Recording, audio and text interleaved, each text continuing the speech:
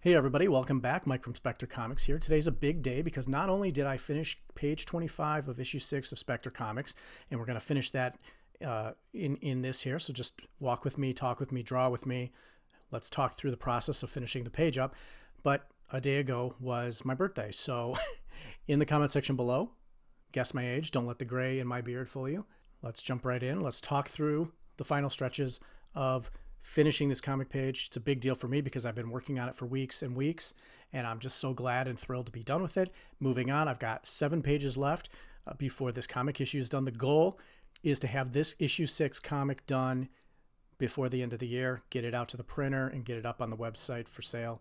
So we're getting close. This has been a long haul on this comic. It's been taking a long time.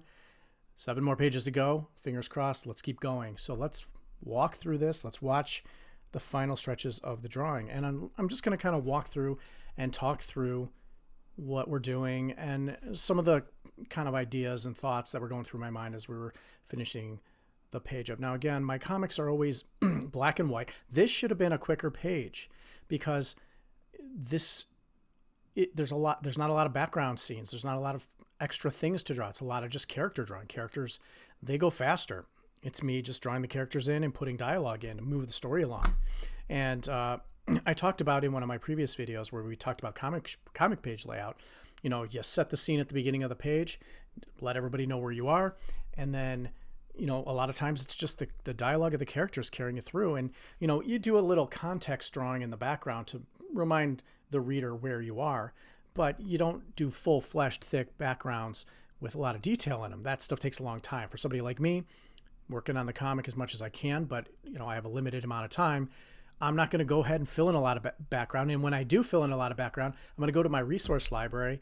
I've drawn this stuff 100 times. I may as well save snippets of what I drew, throw it in here, and use what I can. Some of the characters on this page were reused from other pages, where I just maybe I changed their mouth or I moved their eyes so they had a different expression, or maybe I took the body but I moved their arms around. You know, you use assets and reuse assets when you can because it saves time. A lot, you know, these comic pages take a long time to draw, especially, you know, when you actually look at the page. There's a lot on it.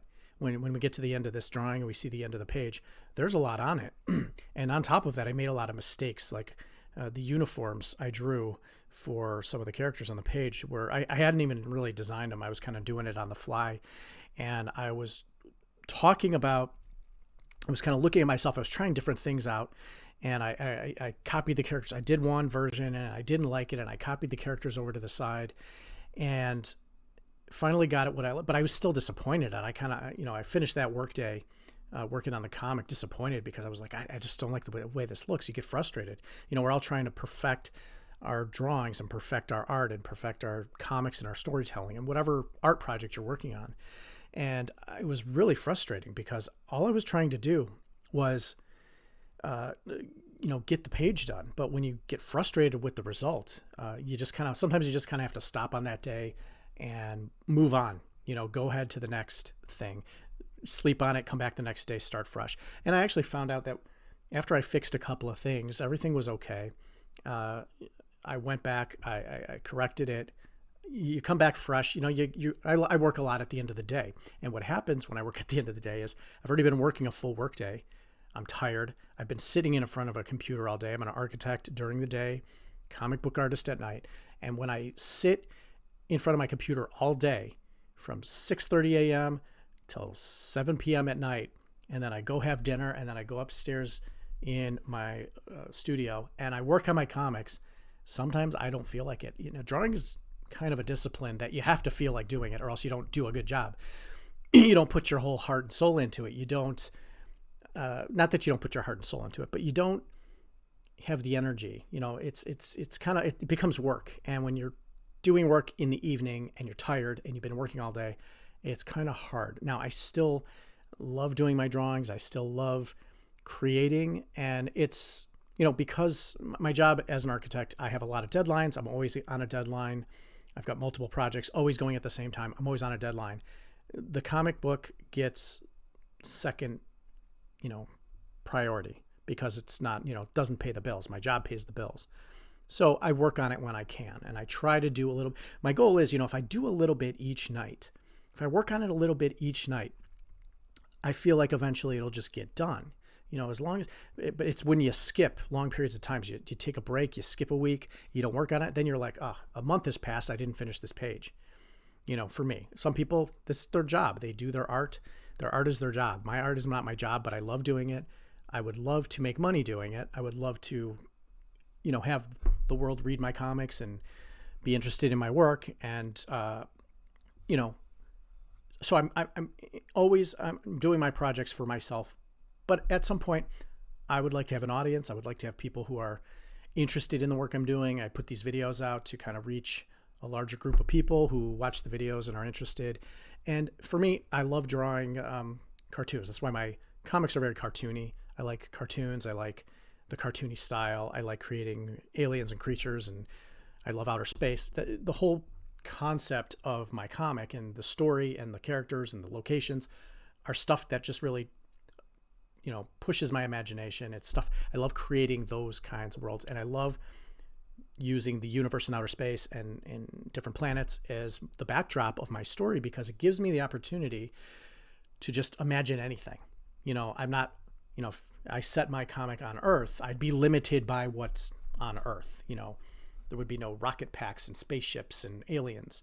It's just Earth, which in a sense is kind of boring to me. So I just put myself on a canvas that allows me to have unlimited imagination about what I'm doing and about what the comic's about.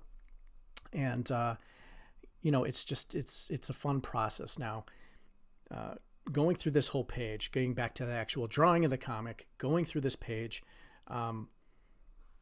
I didn't have a lot of characters. This is, I recently did a video, a character design for one of my characters, Arco, who's the main character on this page. That's kind of, he's talking to his leaders back on their home world to kind of convey what's going on in the story at this point, because they're kind of calling for backup and resources to help out with where they're going now. They're across the galaxy. It's not like backup's going to be there, tomorrow, but,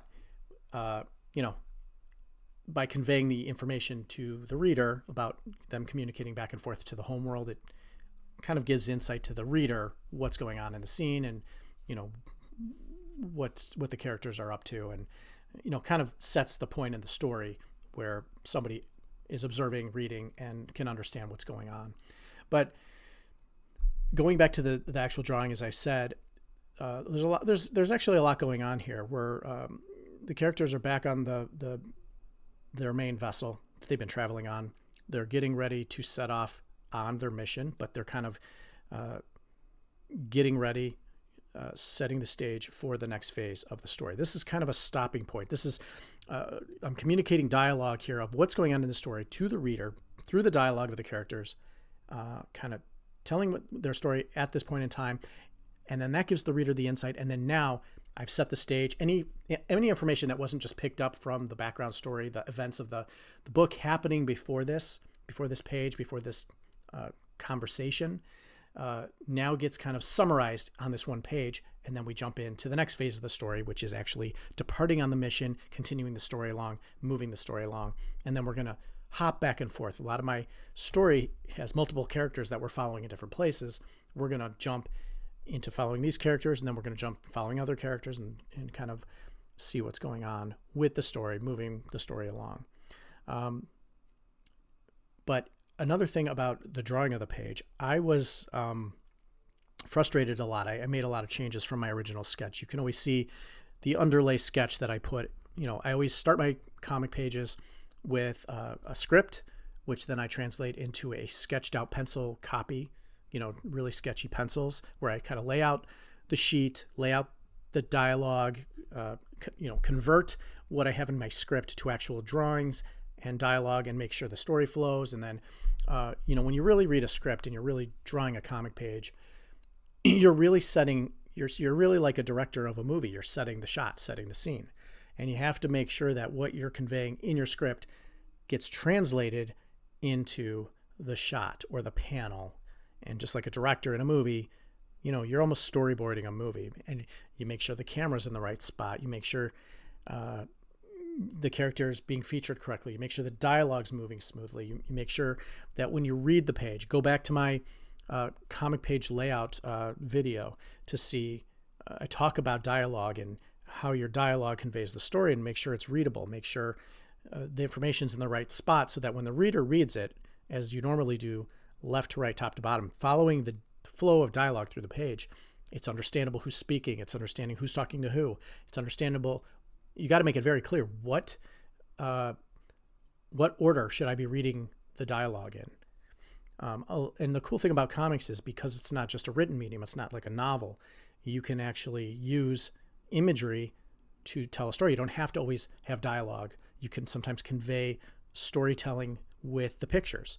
And I find that fun too. I like the combination of the both. Most of my comics, every so often I'll have a scene where there's no dialogue and you're just following the characters on their journey, and you see what they're doing is telling the story, not what they're saying.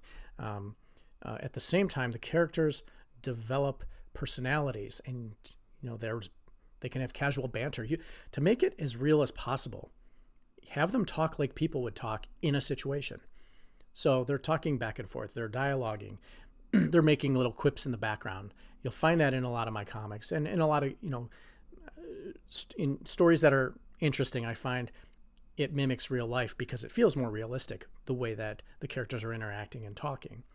So there's actually a lot of detail on this page, as I mentioned, even though it's characters. And you'll see also in some of the backgrounds of the pages, I just use a little gray tone shadow. It adds an extra layer to the drawing.